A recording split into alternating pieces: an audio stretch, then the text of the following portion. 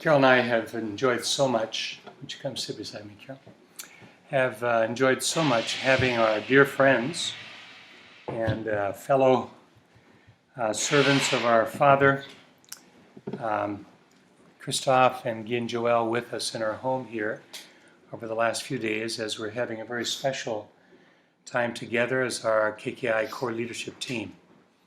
And for us, it's a special joy because we often are the ones traveling and visiting. So it's a special treat to have them in our home here in Kristiansend, Norway. And wanted to this morning just share from my heart a little bit as we have the privilege of serving the King's Kids International Ministry family as founders, co-founders. And as a part of that, to at times have a role to speak prophetically concerning what it seems our Father is wanting to show us about our times and what He is doing and the things He's wanting to invite us to be a part of as we continue to walk with Him. And so for the next few minutes, I'd like to just speak to you concerning something I would call the right to happiness, or the privilege of blessing. It's a theme that we have spoken out at different times over the last few years, but what I'd like us to look into a little more deeply this morning together if we could, because I believe it has very great importance concerning how we live personally, but then also our future as a ministry in the times that we're privileged to be alive in. When we talk about this question of the right to happiness, it's so interesting that we live in a time where there is such a sense of entitlement, that the generations growing up have a feeling that they should be happy, that the government should make them happy, that their parents should make them happy, that what's wrong? I'm not feeling very happy today. And I was talking actually with a young man recently who was speaking that way. And I said, I don't mean to be unkind, but may I just ask you a question here? He said, sure. And I said, did you create yourself? I'm just wondering, because the way you're talking, it almost sounds like you are the creator. And is it possible that you've never done anything wrong before? That you're a holy, perfect person? And somehow you're worthy to receive all of this benefit in your life that would make you happy. And he laughed and he said, of course not. And I said, I just wanted to make a point because the truth is that there is somebody who's worthy to be blessed. There is somebody who's worthy to be truly happy. And my Bible says that we're actually going to worship Him as being worthy, because He is holy, because He has created all things, because of what He has done. And I said, actually, in my life, I've come to have a view of life and myself that's a little bit different.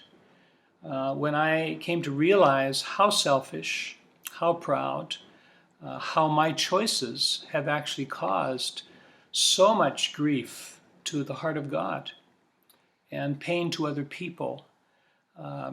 I realized that what I actually deserve in life is to be separated from Him.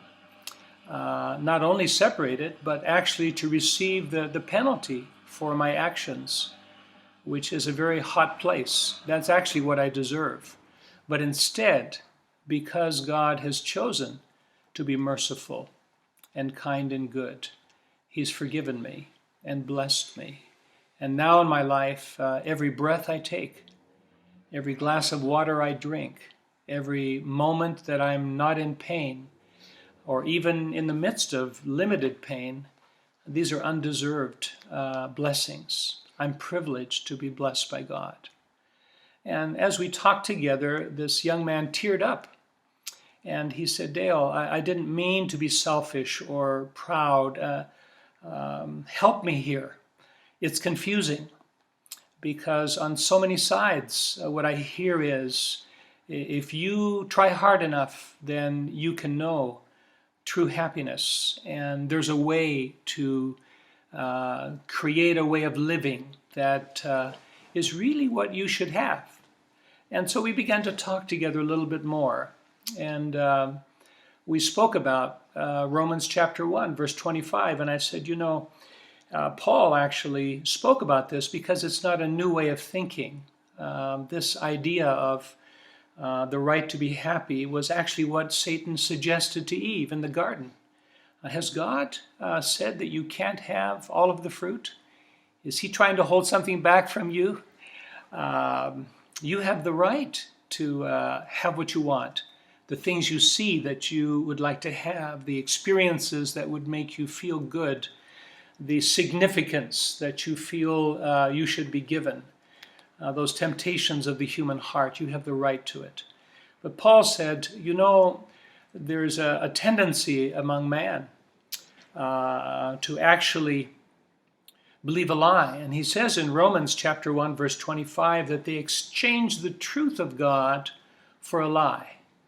And they worshiped the creature rather than the Creator. And as you would know, and just want to remind ourselves again this morning, the truth of God is that we are to love Him first above everything else. Not just because we're supposed to, but because of who He is, because He's holy. And holy isn't just the absence of wrong or perfection.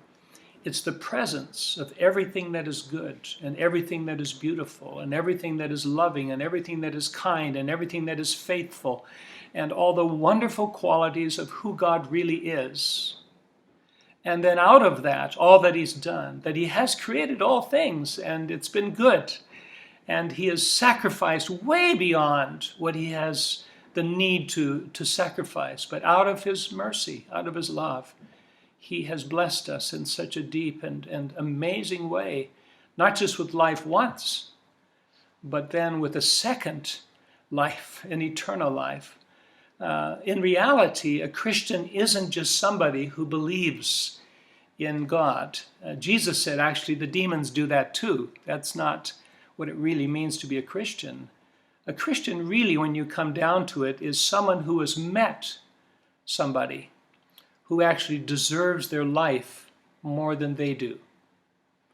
In fact, for the early church Christians, becoming a Christian wasn't first forgiveness of sins and having a better life, and then later on considering yielding more and more to Jesus. In Romans, as we read about what it means to be saved, Paul makes it so clear that the essence of that is that we are to confess Him as Lord and believe in our hearts that Jesus has been raised from the dead. The Lordship of Jesus, that decision of heart to say, He is worthy of my all, was the step into what it means to walk with God. In fact, in their baptism for them meant not simply that they're being washed from the sins that were there and turning from evil ways to now live a better life, and in a sense to benefit from God, to use who He is and what He has to make our lives better. It was literally for them, as the idea of death would suggest, that they were dying to themselves. And they were being raised anew in Jesus to live for the glory of God and for the extension of His kingdom. I was sharing together, I think a little while ago, my first experiences in observing this as a child growing up in Japan. My dad was a missionary, and it was after the war, and his way was with tent meetings. And so he would with my help and others, we'd load the big tent into the back of the van. Actually, it was a station wagon. And we'd drive to these little villages and set up the tent on the side of town. And then my job as a little guy, I had my bicycle there with a little speaker on the back, a microphone.